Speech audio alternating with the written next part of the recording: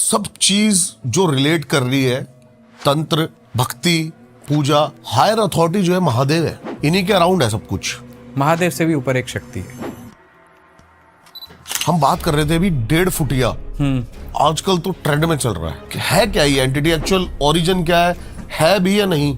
1.5 फुटिया actually पाताल की entity है। होती है, बिल्कुल होती है।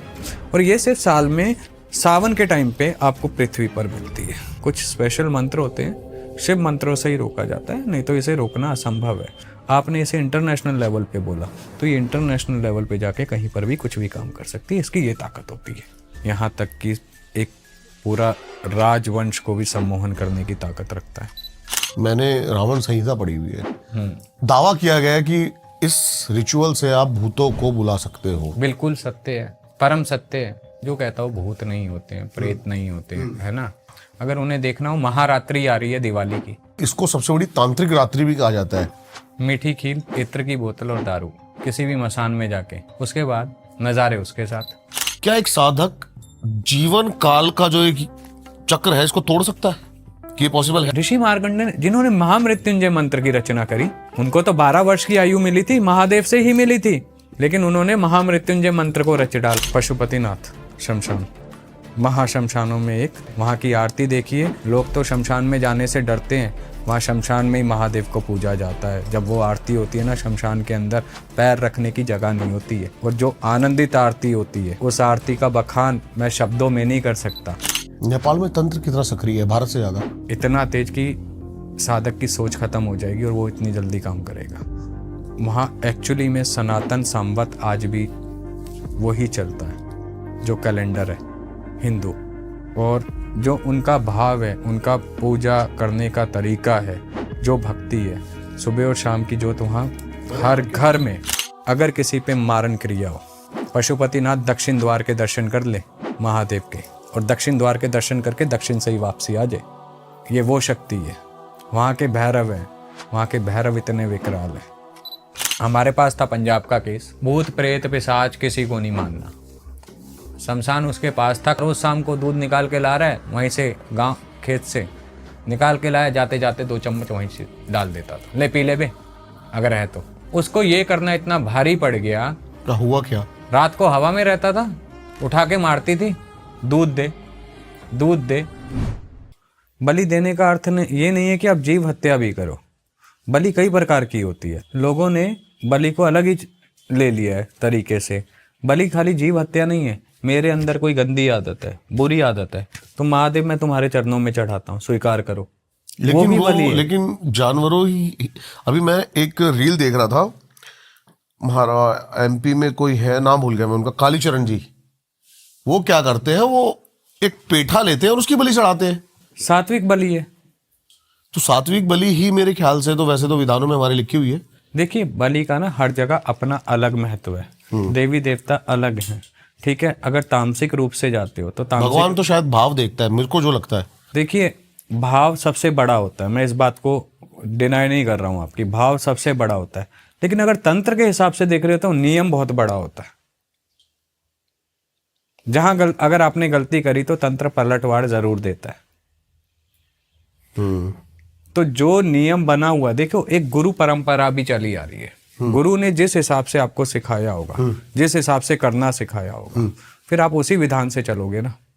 ये बलि प्रथा ना तो मैंने बनाई है, ना आपने बनाई है, किसी ने भी नहीं बनाई। ये तो हमारा तो जन्म भी नहीं हुआ था तब से चलती आ रही है।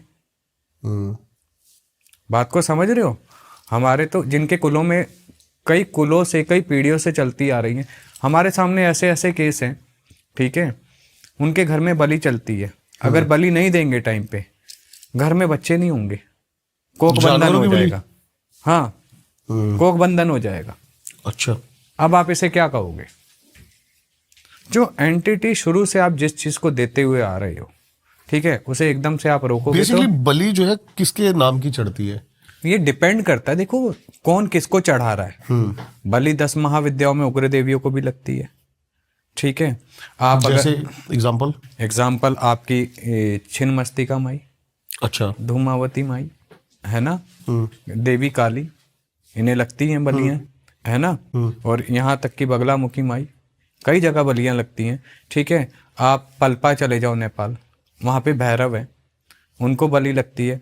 और वहाँ का बलि का नियम, पलपा भैरव के जो भैरव हैं जो, वहाँ का बलि का नियम अगर मैं आपको बताऊं, अगर वहाँ पे जैसे कोई भक्त गया है, ठीक है, अगर भक्त गया है, बलि दे दी उसने, ठीक है, तो ठीक है। अगर कोई मंदिर में सुबह से लेकर शाम तक कोई भक्त नहीं आया, बलि नहीं चढ़ी है, तो पंडित अपने हाथ से, जो वहाँ का भट्ट है, अपने हाथ से एक बलि रोज चढ़ाएगा। किसकी? जानवरों की? हाँ, बकरे की चढ़ानी कंपलसरी है। इंसानों की भी बलि दी जाती थी कहीं पे? ये वो दौर था, वो समय था, चला गया है ना। दी जाती थी। देवी काली ही गुरु गोरखनाथ जी ने केलित किया था। गोरख काली तभी कहलाई थी माई। क्या जिनकी बलि दी जाती थी वो मरने के बाद प्रेत नहीं बनते थे क्या? देखिए, कई जो बलि दी जाती थी ना, कभी वो प्रेत नहीं बनता है, वो माँ को स्वीकार हो जाता है। बात को समझ रहे हो? आत्मा है, शरीर है, शरीर मलमूत्र का घर है, इससे ज्यादा कुछ नहीं है, ठीक है। जिसका जैसे नियति में पहले ही वही कहा था, एक किताब होती है, ठीक है, हर एक की। आपकी भी किताब बनी हुई है, हमारी भी बनी हुई है। जब हमारा जन्म हुआ, किस उद्देश्य से हुआ, कहाँ तक जाएगी इसकी आयु, हर एक चीज वहां पे ऑलरेडी लिखी जा चुकी है।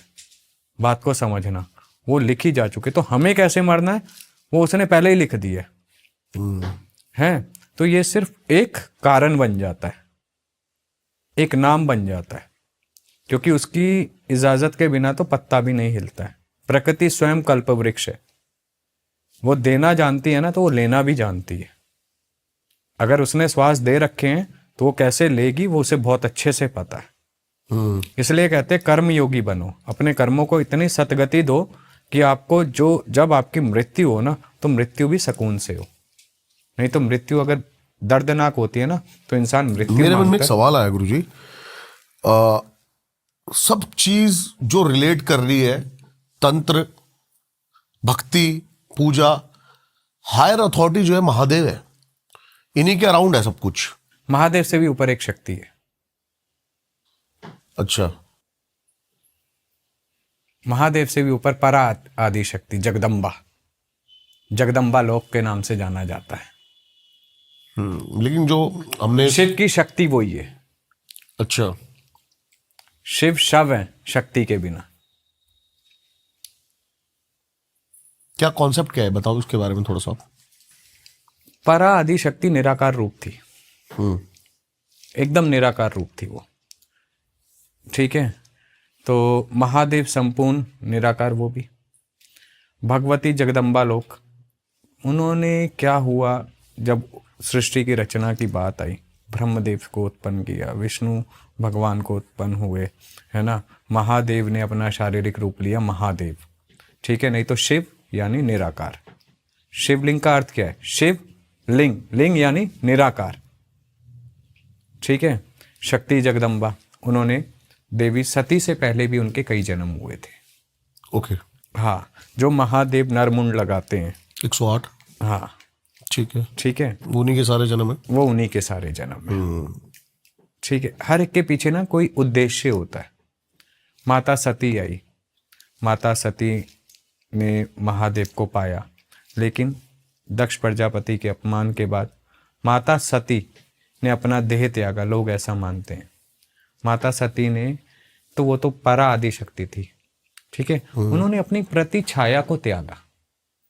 स्वयं वो जगदम्बा लोक चली गई पुनः पूर्ण शक्तियों के साथ, लेकिन जो उनका देह रह गया था, प्रति छाया रूप रह गया था, वो उन्होंने त्यागा था वहां पे। क्योंकि पराशक्ति को कौन मार सकता है? वो कैसे देह त्याग सकती है जो कण कण में वास करती है? ये चीज समझनी बहुत जरूरी है। लोगों को लगता है कि सती माता ने देह त्याग दिया। सती माता के प्रतिरूप ने, उनके शरीर ने देह त्यागा। वो जो शक्ति का ऊर्जा स्रोत्र था, पिंड था, वो तो स्वयं पुनः चला गया अपने जगदम्बा लोक, शक्ति लोक। फिर आकाशवाणी हुई कि मैं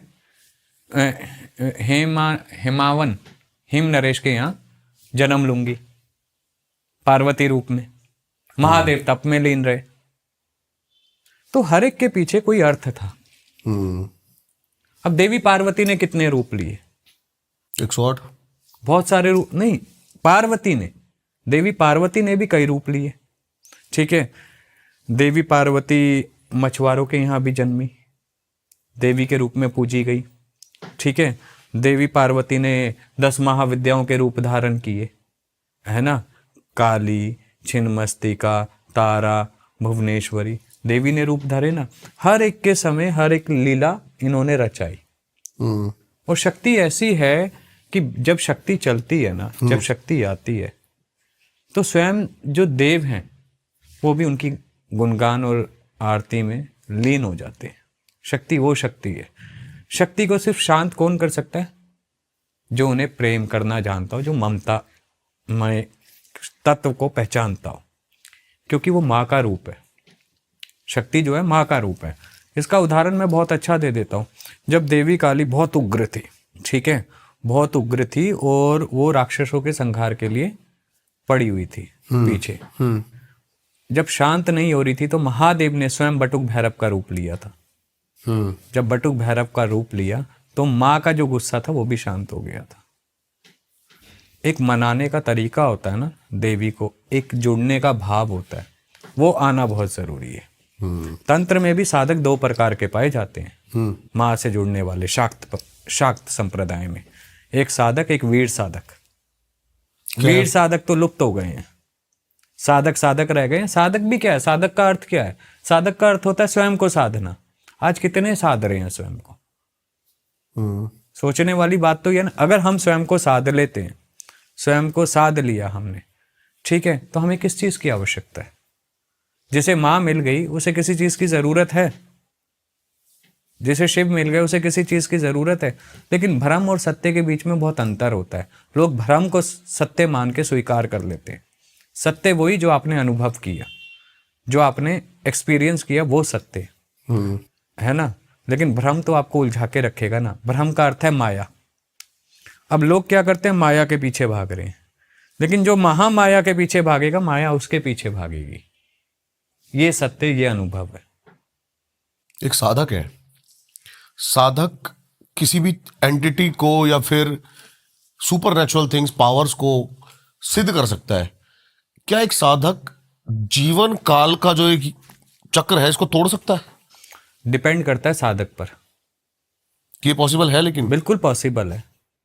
साधक की एकाग्रता, उसकी साधना, उसका भाव कितना प्रबल है अपने इष्ट के प्रति, अपने आराध्य के प्रति, वो कितना मतलब बिना लालच के उसके साथ जुड़ा हुआ है, निष्काम भक्ति के साथ जुड़ा हुआ है, कोई कामना नहीं है उसे, वो पा सकता है। इसका उदाहरण कोई देखा है ऐसा? इसका उदाहरण मैं आपको दे देता हूँ। ऋषि मार्कंडे, जिन्होंने कितने साल जिए? ऋषि मार्कंडे जिन्होंने महामृत्युंजय मंत्र की रचना करी, उनको तो 12 वर्ष की आयु मिली थी, महादेव से ही मिली थी, ठीक है। लेकिन उन्होंने महामृत्युंजय मंत्र को रच डाला संसार के लिए, मार्कंडे पुराण रच डाली। बात को समझ रहे हो आप? उन्होंने अपनी मृत्यु पे विजय प्राप्त करी है सिर्फ अपनी भक्ति से। भक्ति करने का तरीका होता है, ठीक है। यहाँ पे साधक, मैंने कहा ना, एक वीर साधक होता है, एक साधक होता है। इसी प्रकार एक अघोरी होता है, एक अघोरा होता है। करेंगे, इसके बारे में बात करेंगे, है ना। ये 2 तरह के, हर एक चीज के ना 2 पहलू होते हैं, 2 सिक्के के। जिस प्रकार एक साधारण इंसान के लिए शिव, शक्ति, हनुमान जी, गणेश जी एक सौम्य रूप में विराजमान है, उसी प्रकार जो साधकों के लिए वही उग्र रूप में विराजमान है, ठीक है। अब लोग एक छोटी सी बात को समझना, वीरों के वीर महावीर कौन है? हनुमान जी, है ना। परम भक्त रामचंद्र महाराज जी के, अष्ट चिरंजीवियों में एक, ठीक है। अब सौम्य के लिए वो हनुमान जी है, ठीक है। और वहीं साधकों के लिए आ जाओ तो वो मरघटिया हनुमान हो जाते हैं, जो मरघट में विराजमान रहते हैं, ठीक है। जो मरघट में विराजमान रहते हैं उनकी सेवा में कौन रहते हैं? भूत, प्रेत, बेताल, ये एंटिटी उनकी सेवा में उनके साथ लगे रहते हैं, उनके गण के रूप में। क्योंकि तंत्र एकदम अलग है, वैदिक पद्धति एकदम अलग है। भक्ति भक्ति तंत्र में भी है, हम्म कर्म योग तंत्र में भी है, भक्ति वैदिक में भी है, लेकिन भाव क्या है? पावर भाव किसमें कैसे? ज्यादा है? दोनों एक दूसरे के पूरक है। क्योंकि जहां तक मेरे को आपने राम अभी और हनुमान की बात करी है ना, तो मेरे दिमाग में राम और रावण आए। रावण शायद तंत्र था, राम शायद भक्ति थी। परम भक्त के रूप में अगर देखा जाए तो हनुमान जी से बड़ा भक्त नहीं, मैं सात्विक और तामसिक की बात कर रहा हूँ। तामसिक में देखिए, एक चीज समझिएगा, तामसिक और सात्विक और राजस्विक ये 3 गुण होते हैं, और ये 3 गुण हमारे महादेव के त्रिशूल दर्शाता है। उसके 3 चिन्ह हैं, सतोगुण, रजोगुण, तमोगुण। इन तीनों के बिना अस्तित्व नहीं है संसार का। अगर किसी में सात्विक गुण है तो एक में तामस गुण भी है, जिसमें तामस गुण है उसमें राजस्विक गुण भी है। अब इनका पीछे का अर्थ समझिए। सात्विक गुण वाला अपनी दिनचर्या करता रहता है ना। सुबह उठेगा, उदाहरण के तौर पे हिरन घास चरेगा, खेलने चला जाएगा, कूदता रहेगा जंगल में। वहीं तामस गुण में आ जाता है शेर। अगर वो उसे नहीं खाएगा तो उनकी आबादी बढ़ जाएगी। ये एक दूसरे को बैलेंस करते हैं। देखिए साइकिल है बेसिकली लाइफ। हाँ, और वहीं आ जाता है राजस्विक गुण। इन सबको बैलेंस करता है इंसान। राजस्विक गुण उसके अंदर है, तामस भी उसके अंदर है ही, सात्विक भी है ही। कोई सात्विक रूप से पूजा कर रहा है, कोई तामसिक रूप से कर रहा है, लेकिन सबको जो बैलेंस कर रहा है, सर्कल बना रहा है, वो राजस्विक गुण बनाता है। राजस्विक यानी जो राज कर रहा हो। तो मनुष्य किसी ना किसी चीज़ पे राज ही कर रहा है। आज चांद तक पहुंच गए हैं, है ना, कई चीज़ें खोज कर ली है, तो ये राजस्विक गुण ही तो है। राजगुण है कि हम वहां तक पहुंच पाए, नहीं तो कहाँ संभव था। इस चीज़ को समझिए। जो राज करना सिखाए वो राजस्विक गुण, ठीक है। जो शक्ति प्रदान करे, जो विजय दिलाए शत्रुओं पे, वो तामसिक गुण। और जो सौम्य से जीवन जीना सिखाए, सरलता से, वो सात्विक गुण। ये तीनों गुणों को समझना बहुत ज़रूरी है। अगर कोई साधना लाइन में है, साधक है, तो इन तीनों गुणों के साथ साथ उसे पंच तत्वों को समझना बहुत ज़रूरी है। पंच तत्व क्या है? हमारे शरीर जो बना है वो पंच तत्वों से ही बना हुआ है। आज मैं देखता हूँ लोग साधना कराते हैं, साधना देते हैं, ऑनलाइन साधनाएं बहुत चल रही हैं, आपने देखा होगा, है ना। लेकिन मेरा एक सवाल है उनसे, आपने साधना ली, मैंने आपको कहा उदाहरण के तौर पे भैरव की साधना कर लो, सीधा भैरव की साधना आपको पकड़ा दी, ठीक है। आपने अपने पंच तत्वों की शुद्धिकरण तो करी नहीं, उसका इफेक्ट क्या होगा? आपने नियम को तो पकड़ा ही नहीं। अब कोई भी शुभ कार्य करते हैं, हम गणेश जी का आह्वान करते हैं, हाँ, गणेश की साधना करी नहीं, सीधा बड़ी एंटिटी पकड़ा दी। क्यों? बात को एक नियम पद्धति होती है ना। गुरु को हमेशा ये समझना चाहिए कि साधना विद्या बेचने के लिए नहीं होती है ना। वो एक भाव से जुड़ता है, ठीक है। कराते हैं, उसमें ऊर्जा एक्सचेंज कर लो आप। लेकिन आप एक बात बताओ, ऊर्जा एक्सचेंज एक दायरा होता है, एक लिमिट होती है। इसका अर्थ ये नहीं है कि आप सीधा बोलो 51,000 रुपये में साधना, 21,000 रुपये में साधना, गलत है। नियम को समझना ज़रूरी है। तंत्र को देखिए, महादेव ने जब माता पार्वती के साथ तंत्र का संवाद हुआ, ठीक है, तो उसे अगम निगम शास्त्र का नाम दिया गया, ठीक है। जब अगम निगम शास्त्र का नाम दिया गया तो महादेव ने साफ बोला था, हे देवी, ये तंत्र इतना गोपनीय है जितना किसी मनुष्य स्त्री का गोपनीय अंग, तो इसे कुपात्र के हाथ में मत दे, पात्र के हाथ में दे, ठीक है। आज क्या हो रहा है?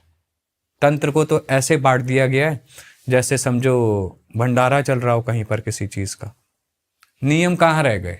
जो सदाशिव ने नियम बनाए थे, कितने नियम टूट गए। आप कहाँ तंत्र को ले जा रहे हो? आप कहाँ ज्ञान को ले जा रहे हो? क्या ये मोक्ष का मार्ग है जो हमारे शास्त्रों में, तंत्र शास्त्रों में बताया गया है कि शिव शक्ति तक पहुंचने का मोक्ष का मार्ग साधनाएं हैं? क्या ये वो मार्ग है? आज कुछ पैसों के लिए तंत्र क्रियाएं चल जाती हैं, घर में कलेश हो जाते हैं, सम्मोहन हो जाते हैं, वशीकरण हो जाते हैं। क्या ये तंत्र का मार्ग है? ये महादेव को भी ज्ञात है कि कुछ चीज़ें गलत होने वाली हैं आने वाले समय में, कलयुग लगेगा। तो उन्होंने कई चीज़ों को कीलित कर दिया। क्यों कर दिया? क्या वो सही है? वही मेरा सवाल है। नहीं, वो काम कर रहे हैं ऑनलाइन। ऑनलाइन वो जैसे कईयों का मैंने देखा हुआ है, मेरे को याद भी नहीं अब तो, कि दुर्गा सप्तशती अनकीलित करें इस तरीके से। वो तरीके सही है बिल्कुल एग्जैक्ट? कैसे कह सकते हो सही है? ऑनलाइन अगर डल गया कहाँ से सही है? गुरु परंपरा की मर्यादा कहाँ रह गई? मैं वो नहीं है। कार्य जो करना है उस मंत्र के द्वारा, वो जब आप करने लगोगे, जब उसका इफेक्ट मिलेगा ना, तब आपको पता चलेगा वो सही है या गलत है। हमारे बोलने से थोड़ी आप यकीन करेंगे। जब तक एक्सपीरियंस नहीं किया तो आपको पता कैसे चलेगा कि वो सही है या गलत है? मैं कह दूं गलत है, आप कहोगे अरे झूठ बोल रहा है। मैं कह दूं सही है, अरे क्या पता ये झूठ बोल रहा है सच बोल रहा है, हमें क्या पता। आप करके देखो ना, या तो इस पार या उस पार। गलत होता है तो फिर आप कोई ना कोई ढूंढोगे, बाबा जी ठीक कर दो, यहाँ चले जाए वहां चले जाए। सही हो गया तो तुम्हारी किस्मत। किसी की चीज को कोई अगर कुछ बता रहा है तो वो उसकी कर्म है, उसकी नीति है। वो अपने नाम के लिए बता रहा है, वो सही में कुछ बता रहा है, वो जाने। लेकिन अगर गुरु परंपरा से देखे तो मेरे नजर से मैं उसको नहीं मानता। आपने जैसे बताया मेरे को कि आजकल साधक 21,000 51,000, हम बात कर रहे थे अभी 1.5 फुटिया, आजकल तो ट्रेंड में चल रहा है। और अब कईयों का कहना है कि ये एंटिटी जो है वो एग्जिस्ट ही नहीं करती है, ये सिर्फ एक ऐसी 1.5 फुटिया 4 फुटिया, अभी तो पता नहीं कितने फुटिया और आएंगे, बना दी गई है ऐसी। है क्या ये एंटिटी? एक्चुअल ओरिजिन क्या है भी या नहीं? देखिए, अगर तंत्र के हिसाब से जाएं, वाम मार्ग में जाएं या दक्षिण मार्ग में कुछ लोग ज्ञान रखते हैं, शाक्त मार्ग वाले इसका ज्ञान रखते हैं। 1.5 फुटिया एक्चुअली पाताल की एंटिटी है। होती है? बिल्कुल होती है। ओके, ठीक है। और ये 2 स्वरूपों में होती है। ठीक है, एक हड्डी रूप में होती है और दूसरी एकदम 1.5 फीट की होती है, एकदम छोटी होती है। 5 करोड़ में बिकती है ये? देखिए, बेचने वाले तो मिट्टी भी बेच देते, छोटी सी बात है। लेकिन ये चीजें साधक के लिए बेचने के लिए नहीं होती, ये आशीर्वाद होता है, पाताल की देव की होती है ये। और ये सिर्फ साल में सावन के टाइम पे आपको पृथ्वी पर मिलती है। आपने बताया तराई मार्ग में, तराई बेल्ट में। कारण क्या है इसका? ये जंगल है, वो पूरा जंगल होता है, टाइगर टेरिटरीज है सारी। हाँ, जंगल होता है। और ये एकदम, और ये शिव मंत्रों से ही रुकती है। कुछ स्पेशल मंत्र होते हैं, शिव मंत्रों से ही रोका जाता है, नहीं तो इसे रोकना असंभव है। ये पाताल के निवासी होते हैं। और सबसे बड़ी बात ये जो 2 फॉर्म बताई, एक तो त्रिनेत्र में भी होगी, जटा भी होगी इसकी।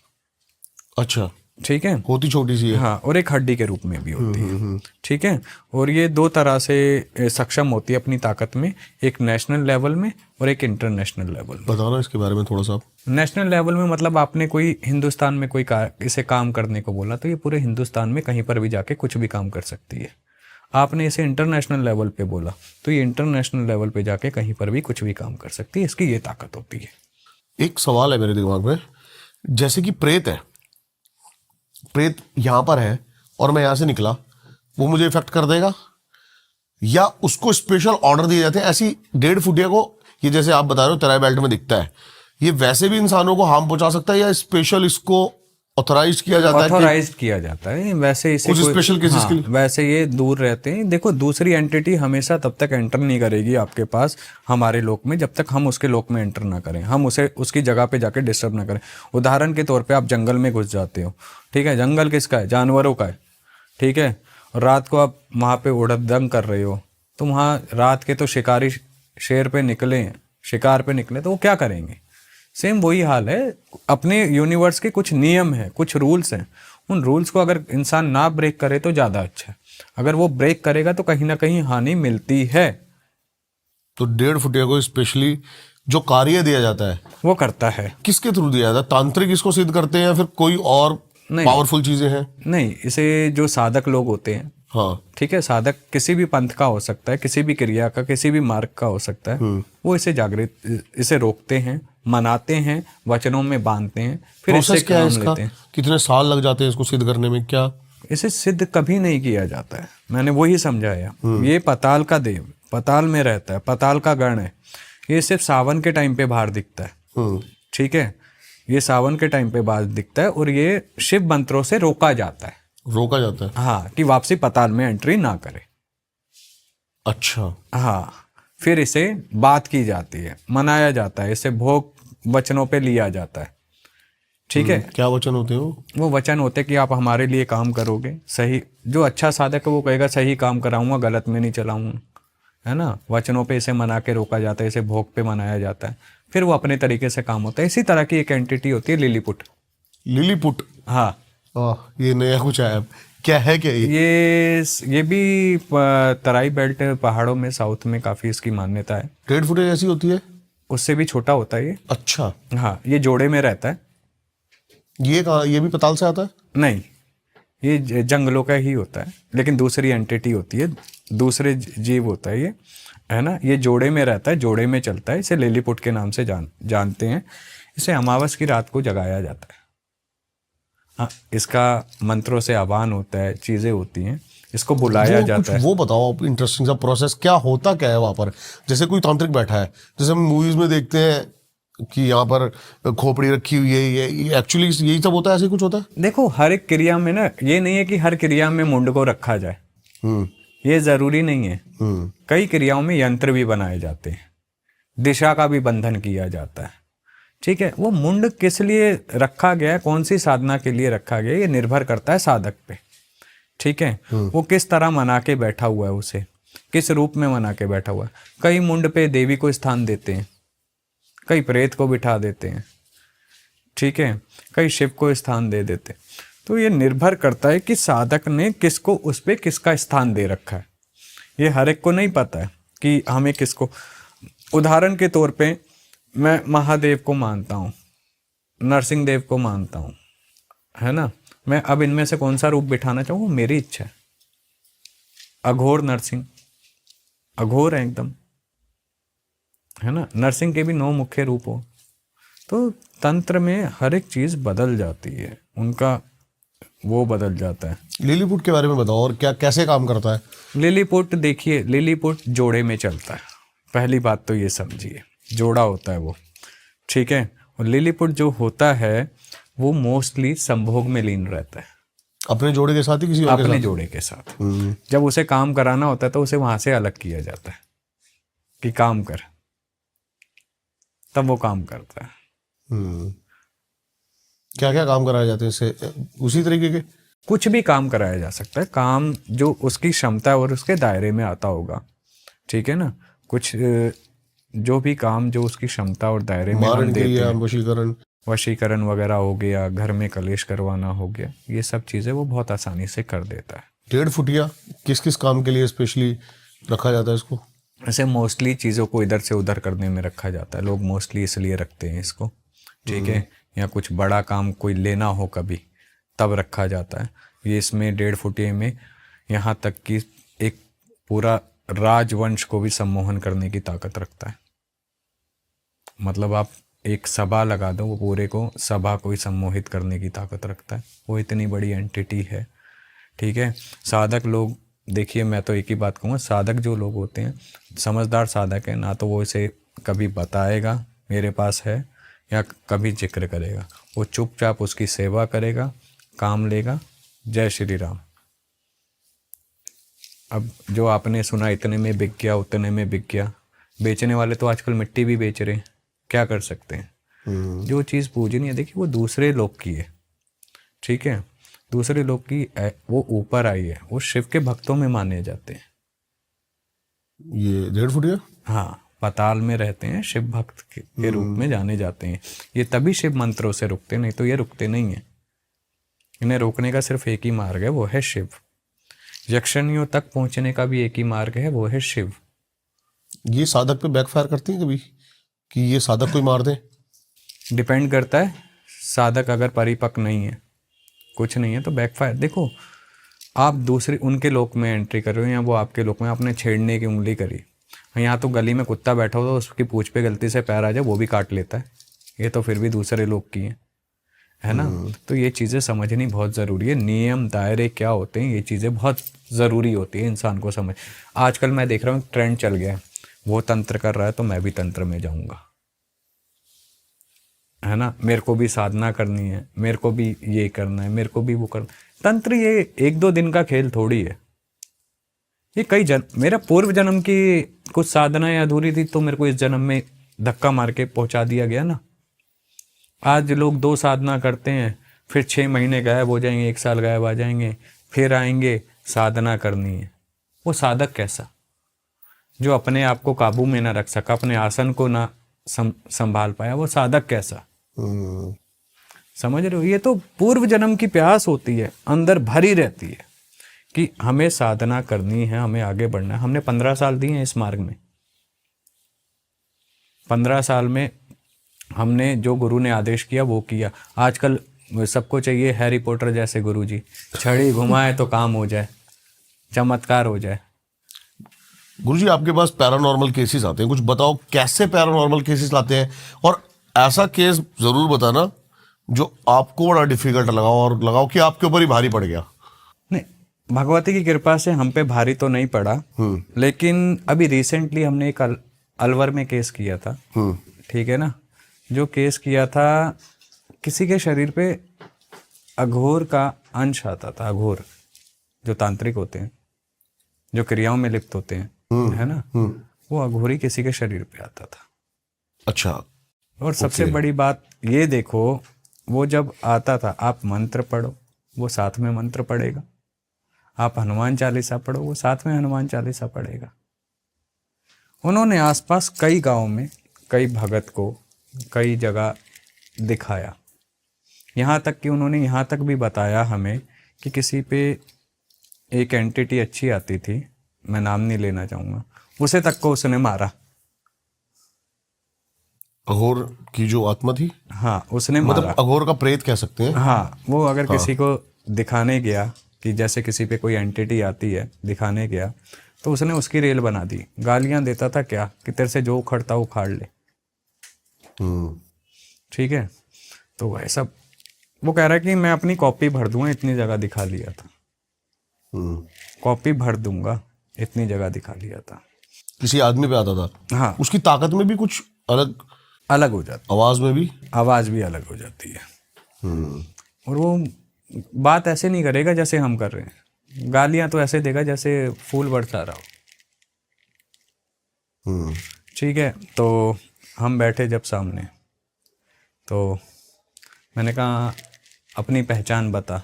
अब जिसने चलाया था उसे, एक्चुअली वो तंत्र क्रिया से चला हुआ था। ठीक है, जिसने चलाया था उसने वचनों में ऐसा ले रखा था कि वो मुंह ना खोले। कह रहा मैं कुछ नहीं बताऊंगा, मैं देवी के साथ वचन में हूं। और ये जो एंटिटी होती, आज मैं आपसे झूठ बोलूं, आप मेरे से भूल लें, मैं आपको वचन दे जाऊं, आप मेरे को दे जाओ, वचन है तोड़ दो। लेकिन तंत्र के क्षेत्र में वचन ही सब कुछ है, सब कुछ है, प्राण है वचन। मैंने सुना था, आपकी एक बात छोटी सी काटना चाहूँ कि आजकल जो तांत्रिक होते हैं और ये ब्लैक मैजिक या जो प्रेत करते हैं, ये वचन भी इस तरीके से ले लेते हैं ताकि कर्मास इनके ऊपर ना आए, जो जिसके लिए कर रहे हैं उन्हीं के ऊपर जाए उनके कर्मास भी। ऐसा होता है? इस पे एक स्टोरी बताता हूँ मैं आपको, पहले वो खत्म कर लेता हूँ। ठीक है ठीक है ना।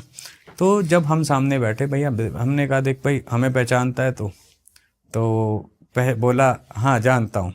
मैंने कहा कहाँ विराजमान हूँ मैं? तुम मेरे लिए आदरणीय हो और मैं आपको प्रणाम करता हूँ, क्योंकि आपने तो अपनी साधनाओं में कितना समय दे दिया, आपको तो वचन दे के चलाया गया है, इसमें आपकी गलती थोड़ी है। आपको वो तो खुद कहता था मेरे को तो मेरे गुरु ने वचन पे चलाया हुआ है। ठीक है, मैंने कहा आप तो वचन पे चले हो, आप जब खुद से नहीं आए हो। मैंने कहा उसके लिए आप क्या पीड़ा सह रहे हो, क्या कर रहे हो, वो अब मैं अनुभूत कर सकता हूँ। हमने इस तरह से वार्तालाप शुरू करी तो वो थोड़ा डाउन हुआ, नहीं तो वो डाउन किसी के आगे नहीं होता। और भगवती की, महादेव की, नरसिंह देव की इतनी कृपा है कि आज तक हमें किसी ने गाली नहीं बकी प्रेत ने सामने से। नहीं तो वो गाली जब बकते हैं ना तो रेल बना देते हैं, अबे तेरे को भी देख लूंगा, तेरे से जो उखड़ता उखाड़ लियो। ठीक है, तो जब हम बैठे बात हुई, फिर हमारे उसने हमने कहा तू जाएगा? कह रहा मैं नहीं जाऊंगा। मैंने कहा जाएगा तो तू? मैंने कहा या तो प्यार से जाएगा या दूसरे तरीके से जाएगा, जाना कैसे वो तेरी इच्छा है। कह रहा मैं मर जाऊंगा लेकिन मैं जाऊंगा नहीं। मैंने कहा मर के क्या करेगा? मैंने कहा किसी काम समाज की सेवा में लग, जहाँ से आया वहाँ चला जा। तेरे को अगर जोत बत्ती चाहिए, तेरे को तेरा भोग चाहिए, वो मैं दिलवा दूंगा इसके हाथ से, तू जाने वाला बन। तो वो कह रहा मैं ऐसे नहीं जाऊंगा, मैं तेरे को रास्ता दूंगा, मेरे को कैसे निकाल सकता है? तो कह रहा पहले देवी के वचन तोड़वा।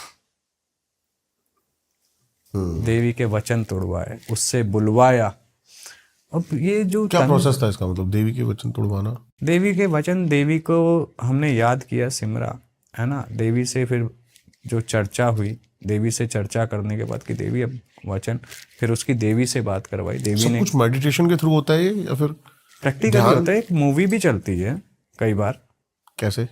जैसे आप थिएटर में बैठे हो, मूवी चल रही है, सब दिखता है, कहाँ से क्या शुरू हुआ, कहाँ खत्म हुआ। इसके लिए कौन सी साधना करनी पड़ती है? इसके लिए तो गुरु के अंडर बैठ के जो गुरु आदेश करे वो करो, ठीक है ना, जिसे कहते हैं थर्ड आई एक्टिवेशन। जब आपका थर्ड आई एक्टिवेशन हो जाता है, ठीक है, तो आप दूसरे लोक में बहुत जल्दी एंट्री कर जाते हो, कुछ सेकंडों में। उसे कहते हैं दिव्य दृष्टि। दिव्य दृष्टि जो त्राटक के माध्यम से भी संभव है, जो ध्यान के माध्यम से भी संभव है, जो मंत्रोच्चारण से भी संभव है, जो कुछ मुद्राओं के साथ भी संभव है। ये डिपेंड करता है गुरु पे कि आपको वो किस मार्ग से आगे बढ़ाता है। स्टोरी पे आते हैं। हाँ, तो फिर जब हमने लिया उसे, उसने रास्ता बताया। पहले का देख मेरे साथ कौन है, भैरव उसके साथ चलते थे, भैरव की शरण में था भगवान, ठीक है, देवी की शरण में वो था। आप उससे लड़ सकते हो जिसके पास कोई सपोर्ट नहीं है। जिसके पास सुप्रीम सपोर्ट है, आप उससे कहाँ लड़ोगे, है ना। तो हमारी बात हुई, उसने रास्ता दिया, प्रेम से दिया। 4.5 घंटे 5.5 घंटे का हवन था।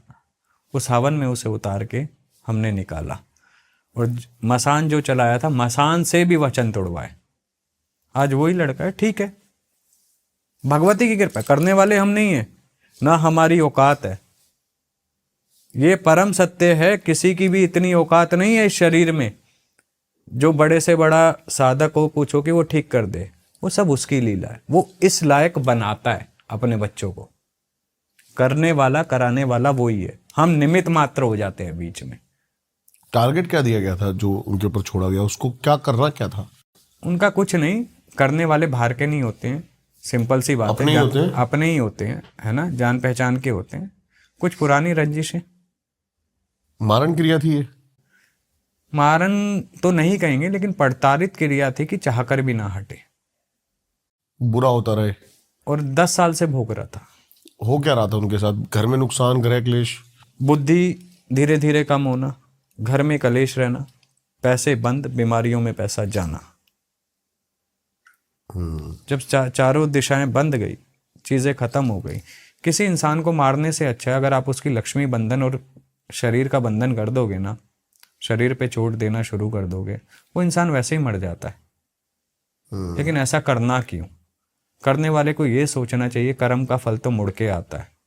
इसी पे बात कर रहे थे हम, क्या आप कुछ बता भी रहे थे। मैं कह रहा था वचन आजकल ऐसे बांध देते हैं तांत्रिक कि वो कर्म उनके ऊपर नहीं आता, जो करवाते हैं उन्हीं के ऊपर आता है। ऐसा नहीं है, वचन ऐसा नहीं है, भुगतना पड़ता है, क्योंकि स्वयं भगवान इंद्रदेव भी नहीं बचे थे कर्म के फल से। कर्म का फल सबको भोगना पड़ता है। अगर आपने कुछ किया है, गलत किया है, तो वो रिवर्स, इस बर्थ में नहीं तो अगले बर्थ में रिवर्स जरूर मारेगा जरूर। कर्म योग इसलिए बताया गया हमारे शास्त्र में कि कर्म योग अगर आपका अच्छा है तो आप कुछ भी किसी भी तरीके से करोगे, सही तरीके से करोगे, तो आपको उसका भुगतान नहीं देना पड़ेगा। अब आप देख लो, आप छोटी सी बात समझो, कोई गरीब पैदा होता है, कोई अमीर पैदा होता है, किसी में राजयोग पहले ही लिखवा के आया होता है, कोई बेचारा एकदम हार्ड वर्क लिखवा के आया होता है, वो उसका कर्म योग है। अगर वो इस कर्म में नाम जप कर लेगा, कमा लेगा, तो अगले जन्म में क्या पता राजयोग उसकी किस्मत में हो, क्या पता जन्म ही ना हो, मोक्ष का द्वार खुल जाए। तो ये कर्म योग को समझना बहुत जरूरी है। ये भी तंत्र का एक हिस्सा है। माला घुमा रहे हो, हवन कर रहे हो, कर्म योग के अंदर है ये। तो ये चीजें बहुत जरूरी है समझना। लोग एक्चुअली भाग रहे हैं, वो ये कर रहा है, वो ये कर रहा है। ये रास्ता नहीं है। रास्ता ये है कि हम एक्चुअली में कर रहे हैं तो उसका बेनिफिट क्या है। लोग कहते हैं खाली हाथ आए हैं, खाली हाथ जाएंगे। अरे भैया, आप अपना भविष्य लेके आए हो, कर्म लेके जाओगे, कर्म फल तो साथ जाएगा ही ना। उसके बाद आपको भुगतान देना पड़ेगा। गरुड़ पुराण में 50 चीजें लिखी हैं। कहाँ से लिखी हैं? ऐसे ही थोड़ी लिखी हैं। हमारे पुराण शास्त्र ऐसे ही थोड़ी बन गए हैं। उसका भी कोई अर्थ है। बिना उद्देश्य के तो कोई चीज आई नहीं है। हर एक का अपना लॉ है, कंट्री लॉ अलग होता है, पुलिस का लॉ अलग है, मिलिट्री का लॉ अलग है, ठीक है, डॉक्टर्स लॉ अलग है, इसी प्रकार यूनिवर्स का भी अपना लॉ है। गरुड़ पुराण से एक बात ध्यान में आई मेरे, और कंफ्यूज भी हो गया मैं, जैसे आपने गरुड़ पुराण बोला। अब मरने के बाद कर्म जो है बंदे के, वो यहीं पे उसको प्रेत बनाते हैं, मुक्ति नहीं मिलती है। लेकिन गरुड़ पुराण में बताया गया है कि यम, जो कि यम के दूत आते हैं उसको लेके जाते हैं, फिर उसको 3 दिन बाद छोड़ के जाते हैं, फिर उसको 13वीं के बाद वो लेके आते हैं और उसको उनके कर्मों की सजा दी जाती है। तो इन दोनों में से कौन सी थ्योरी, मतलब जो अपनी पूर्ण मौत मरा है, पूर्ण जीवन जी के मरा है, वो जाएगा यमलोक। जो एक्सीडेंटल, अचानक, अकाल मृत्यु बन गया, जब तक उसकी मृत्यु पूरी नहीं होती है, उसकी वो घड़ी अवधि पूरी नहीं होती, वो भटकेगा। और गलती से किसी तांत्रिक के हाथ में लग गया तो वो आगे का आगे चलता रहेगा, बढ़ता रहेगा वचनों में, फिर काम करेगा। सबसे जो आप बता रहे थे कि सबसे जल्दी सिद्ध किया जाता है प्रेत, भूत हो जाते हैं सबसे जल्दी सिद्ध, प्रेत भूत तो और प्रेत में क्या पितरी फर्क बन है? जाते हैं। अच्छा, भूत सबसे जल्दी सिद्ध हो जाते हैं, ठीक है। वीर है कुछ, कलवा वीर बहुत जल्दी प्रसन्न होता है, देवी काली का बहुत प्रिय गण है कलवा वीर, उनके आगे आगे चलता है। भूतों को सिद्ध करने के लिए कोई प्रक्रिया? भूतों को सिद्ध करने के लिए प्रक्रियाएं होती हैं, क्रियाएं होती हैं। 41 दिन की क्रिया होती है, सामने खड़ा हो जाता है। लेकिन एक चीज समझना छोटी सी, भूत पूजेंगे कहाँ जाएंगे? भूत योनि में। प्रेत पूजेंगे कहाँ जाएंगे? प्रेत योनि में। भगवान पूजेंगे, देव पूजेंगे तो कहाँ जाएंगे? देवगण में। हम डिस्क्लेमर दे देते हैं पहले कि भाई ये चीज गलत है, लेकिन एज अ प्रोसेस जानना, मतलब ऑडियंस के लिए इंटरेस्ट है इसमें। मांस, मदिरा, सिगरेट, ये सब लगता है। मंत्र का उच्चारण होता है, भूतों के भी मंत्र होते हैं, ठीक है। सबसे बड़ा ज्ञानी जो रखता था शिव तांडव स्तोत्र, जिसने रचयिता किया, रावण, ठीक है, उसने कितना ज्ञान दिया भूतों पे, प्रेतों पे, यक्षिणियों पे, वो सब उसके अधीन थे। मैंने रावण संहिता पढ़ी हुई है और उसमें बहुत, मतलब दावा किया गया है कि इस रिचुअल से आप भूतों को बुला सकते हो। बिल्कुल सत्य है, परम सत्य है। कुछ नहीं है जहां प्रेतों का वास हो, जो कहता हो भूत नहीं होते हैं, प्रेत नहीं होते हैं, है ना। अगर उन्हें देखना हो, महारात्रि आ रही है दिवाली की। हाँ, ये बताओ, क्योंकि इसको सबसे बड़ी तांत्रिक रात्रि भी कहा जाता है। तांत्रिक हम तो इसको इसलिए जानते हैं जस्ट कि रामचंद्र जी लौटे थे तो दिवाली मनाई गई, लेकिन आपने बताया कि काली चौदस की रात होती है। हाँ। इसमें आने से पहले आप ये बताओ कि जो आप बता रहे हो कि जिसको, जो नहीं मानता, जिसको देखने हो, मीठी खीर, मीठी खीर, इत्र की बोतल और दारू, इत्र की बोतल और दारू, देसी, किसी भी मसान में जाके फैला दे, शमशान में, हाँ फैला दे। उसके बाद नज़ारे उसके साथ क्या होगा? कुछ एग्जांपल। वो तो करने वाले पे निर्भर करता है वो क्या प्राप्त करेगा। ये ना करे, ना चैलेंज करे, उस दुनिया को तो ज्यादा अच्छा है। अगर भगवान जिंदा आ जाएगा सर, ये तो उसकी किस्मत तय करेगी। अगर भगवान है, ठीक है, तो भूत भी है, तो खैर हनुमान चालीसा में साक्षात लिखा हुआ है, तो गण भी हैं, हर एक चीज है। आप एक बात बताओ, लोग कहते हैं हमें चमत्कार देखना है। बचपन की फोटो उठाओ, आज की उठाओ, प्रकृति का इससे बड़ा चमत्कार क्या होगा? आपका चेहरा ही बदल जाता है, आपके हाव भाव बदल जाते हैं, आपके अंदर की जो ऊर्जा है वो बदल जाती है। इससे ज्यादा प्रकृति का चमत्कार क्या देखोगे? ठीक है, एक माँ जब किसी को जन्म देती है, प्रकृति का इससे बड़ा चमत्कार क्या देखोगे? जब दो ऊर्जाओं का मिलन होता है तो संसार चक्र, काल चक्र चलना शुरू हो जाता है, बच्चा जन्म लेता है। इससे बड़ा चमत्कार क्या देखोगे? लोगों को एक्चुअली में क्या है कि सत्य को समझना नहीं है, असत्य और भ्रम में उलझे रहना है। सबसे बड़ी समस्या ये है। हर एक चीज है, जब आप नहीं थे तब भी थी, जब आप नहीं आप हैं तब भी हैं, जब आप नहीं रहेंगे तब भी रहेगी। उसका अस्तित्व कोई नहीं मिटा सकता, क्योंकि वो प्रकृति के नियम के अधीन है। ये चीज़ समझना बहुत ज़रूरी है। आप किसी को चैलेंज मत करो कि ये चीज़ नहीं होती है। हमने ऐसा केस भी देखा है, हमारे पास था पंजाब का केस। भूत प्रेत पिशाच किसी को नहीं मानना। शमशान उसके पास था कच्चा।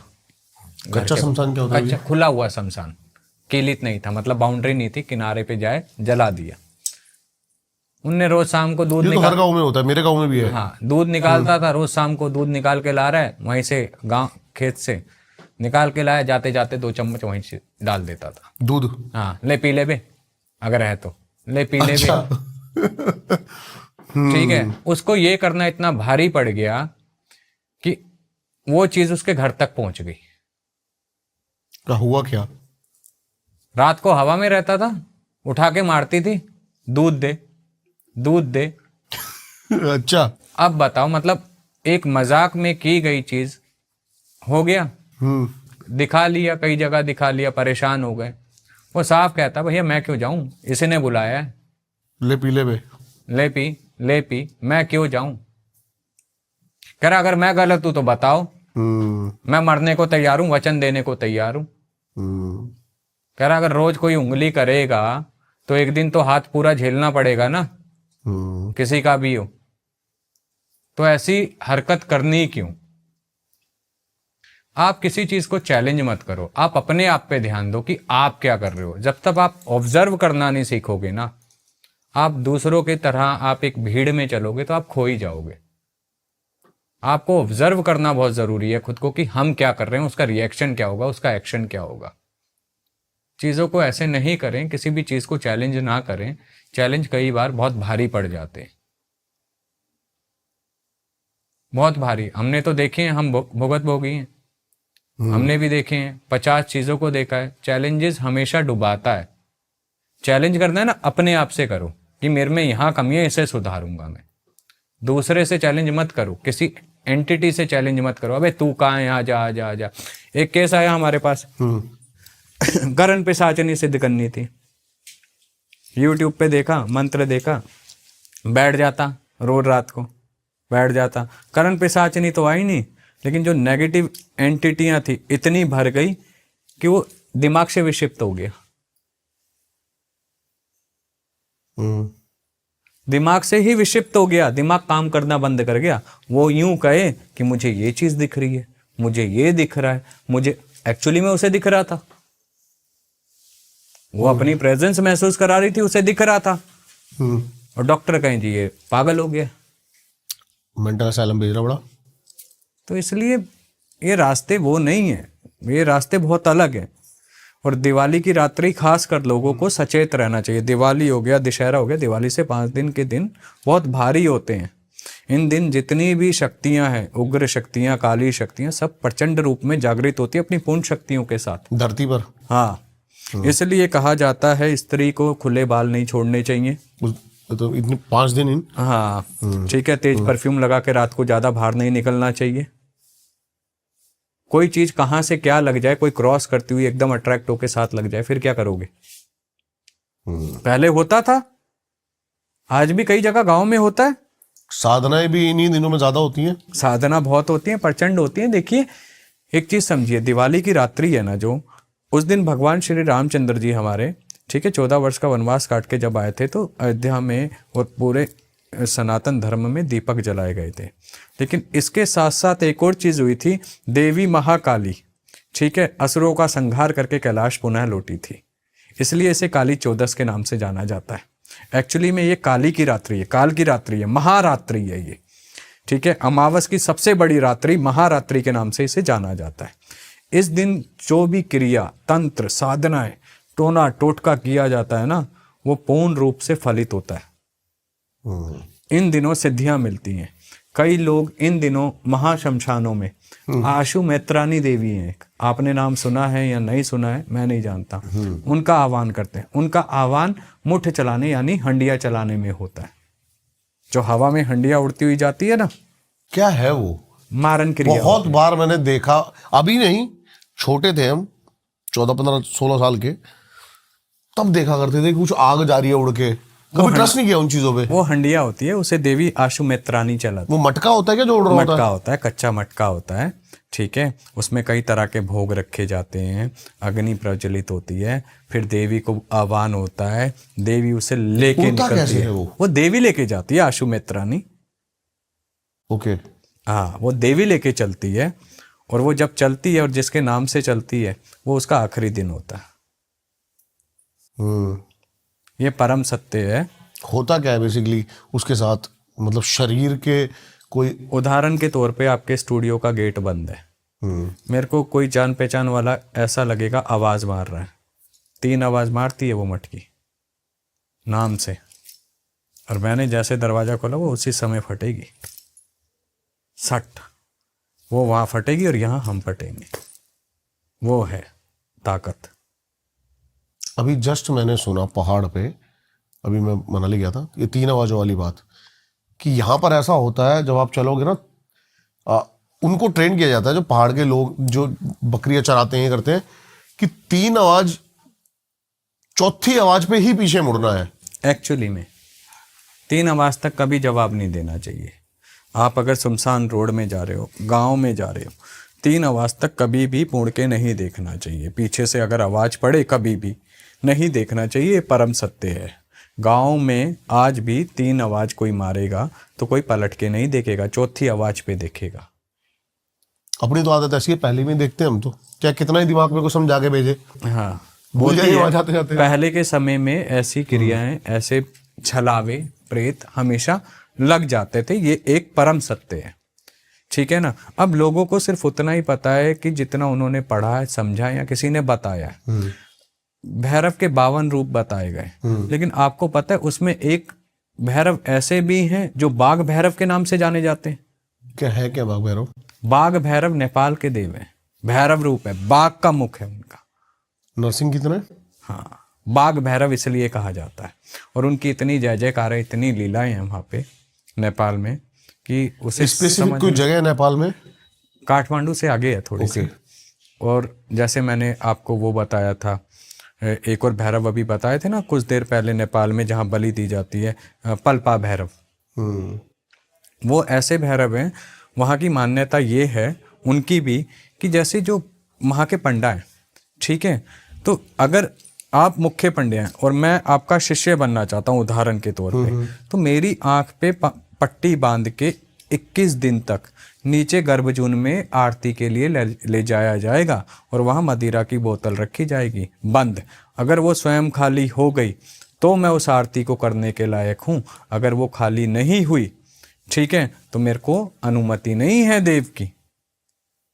अच्छा। और खुली आंखों से सिर्फ मुख्य पुजारी देख सकता है। और मान्यता ये भी है जो आज तक उस गर्भ में गया है, ठीक है, पुजारी के अलावा चाहे उनका शिष्य क्यों ना हो, जिसे अनुमति नहीं है, वो जीवित नहीं आया है।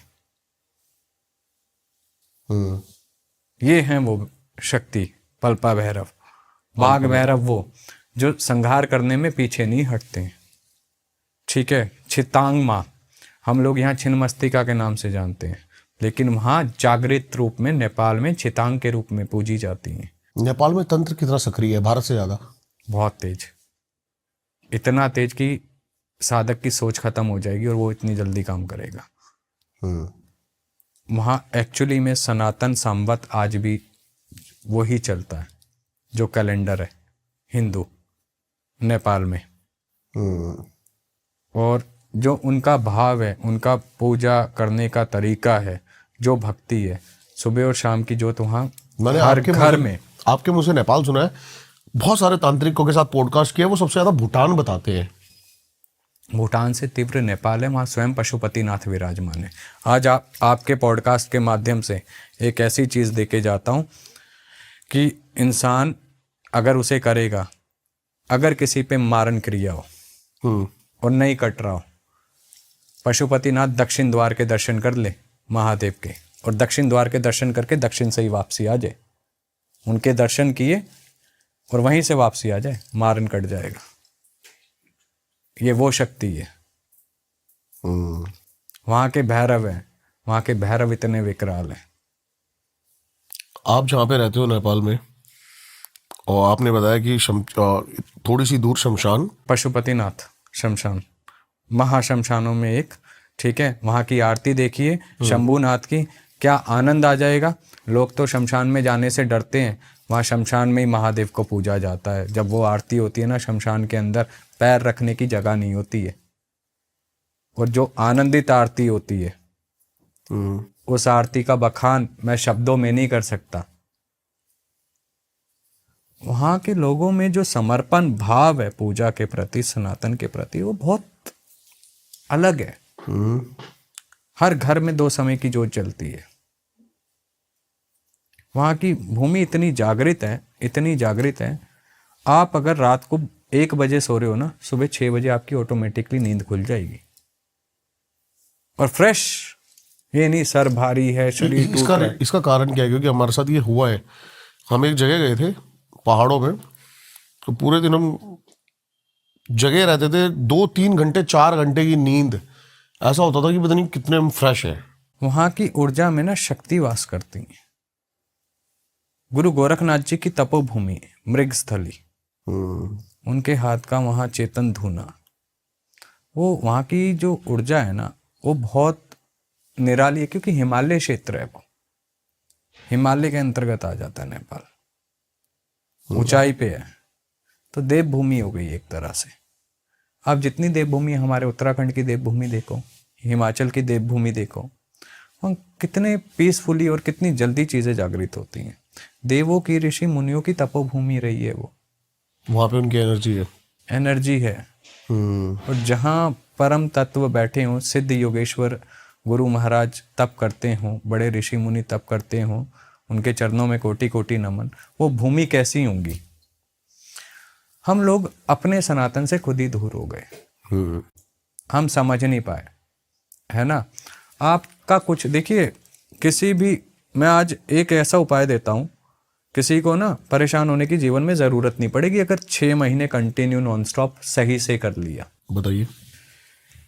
एक अपने कुल को, एक अपने पितृ को गृहस्थी के लिए, और एक अपने ईष्ट को, इन 3 को अगर आपने पूज लिया ना घर में सुबह शाम, आपके घर से सारी नेगेटिविटी एनर्जी, कुल, पितृ, आराध्य, ईष्ट, आराध्य, कुल, थोड़ा सा समझा दो आप। कुल देवी देवता चाहता हूं मैं ऑडियंस के लिए। हाँ, कुल देवी देवता वो होते हैं जो उनकी पीढ़ियों से पूजे आ रहे हैं, जो उनके वंशज, समझ गया, जिनके वंशज, पितृ उनके जो बुजुर्ग, हाँ बुजुर्ग।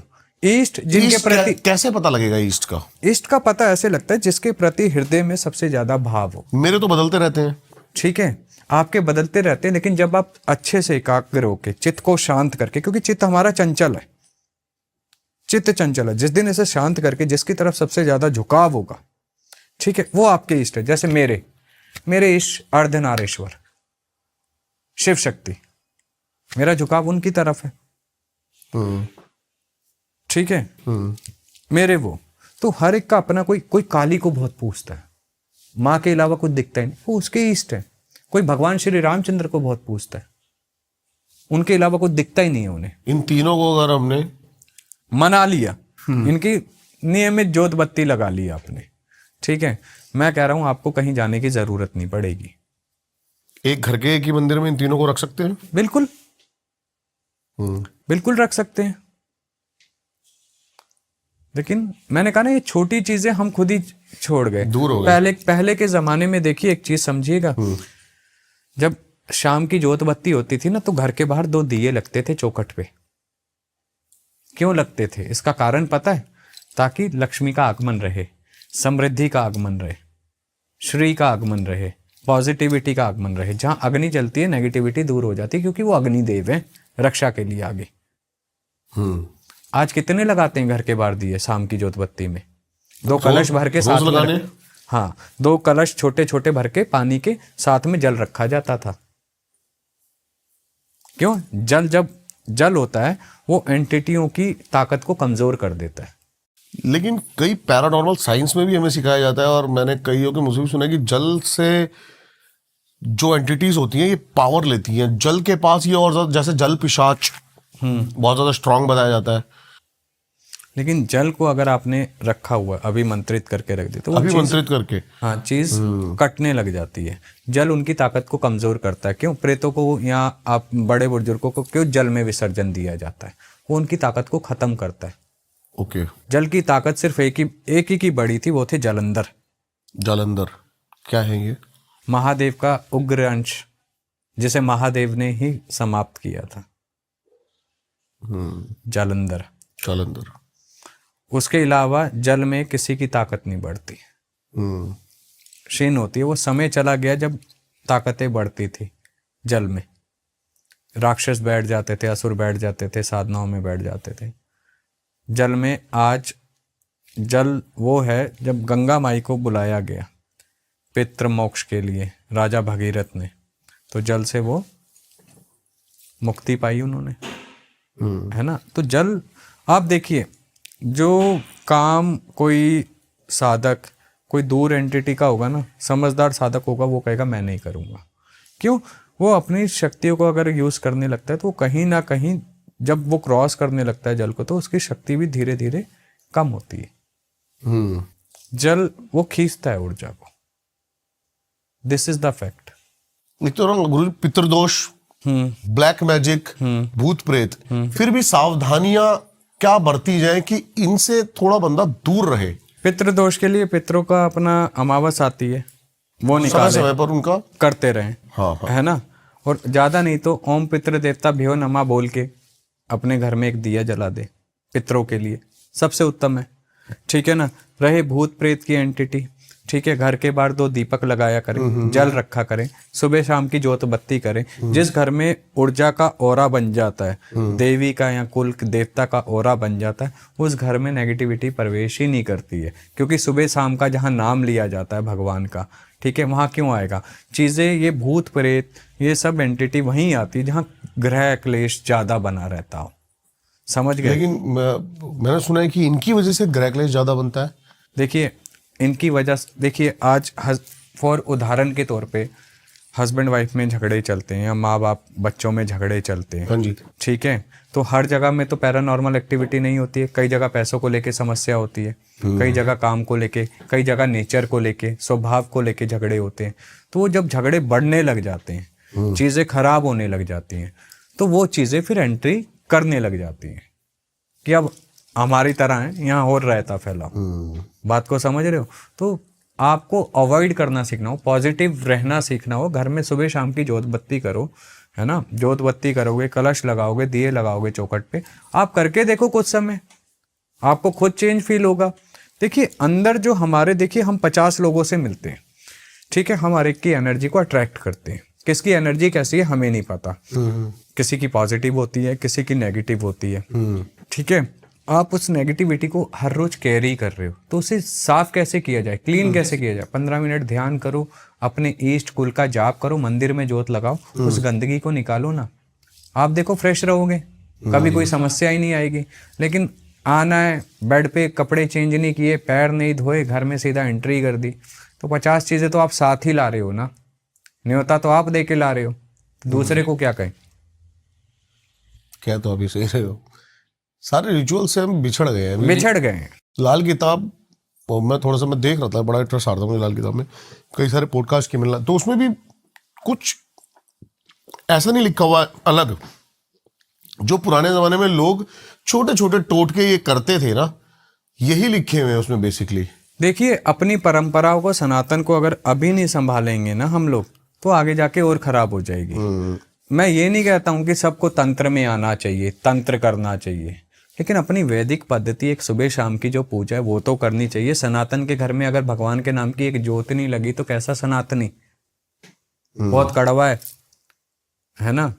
लेकिन अगर एक बार अपने कुल को याद कर लोगे, अपने पितृ को याद कर लोगे, क्या चाहिए? कुछ नहीं। आधे से ज्यादा लोगों को तो अगर पूछो आपके कुल को नहीं पता होता। अब इसमें समस्या किसकी है? क्योंकि आगे किसी ने नहीं दिया ना, आप आगे अपनी पीढ़ी को क्या दोगे? सही बात है। ठीक है, तो गैप खुद ही होता गया ना, कि कईयों को अपने गोत्र नहीं पता होते हैं। ठीक है, तो ये चीजें हमें संभाल के खुद हमें अपने बच्चों को बेसिक तो सिखाना पड़ेगा। बेसिक नॉलेज तो उन्हें देनी ही पड़ेगी। अगर आप बेसिक नहीं दोगे तो आने वाले समय में वो क्या पाएंगे? परेशानी ही पाएंगे। आप देखिए, पढ़ाई करना, ज्ञान लेना अच्छी बात है, लेकिन साथ में सनातन का ज्ञान भी रखना, बेसिक नॉलेज का, वो और अच्छी बात है। वो प्लस पॉइंट है भविष्य को निखारने के लिए आने वाले।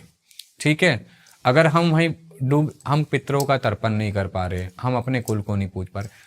आप देखिए, आधे से ज्यादा पंडित लोग कहेंगे कुंडली देख के पितृ दोष है, कुल दोष है। क्यों कहेंगे? क्योंकि आपने कभी किया ही नहीं। तो उन दोषों के कारण चीजें लाइफ और खराब हो जाती है। आप जितनी मेहनत करते हो उसका रिजल्ट आपको 10% नहीं मिलता है। लेकिन हाँ, अगर आप पहले से ही उस नींव को स्ट्रांग करके चलोगे, 15 मिनट आप, आधा घंटा 15 मिनट आपने सुबह देना, आधा घंटा 15 मिनट आप शाम को दे रहे हो, आपका क्या चला जाएगा?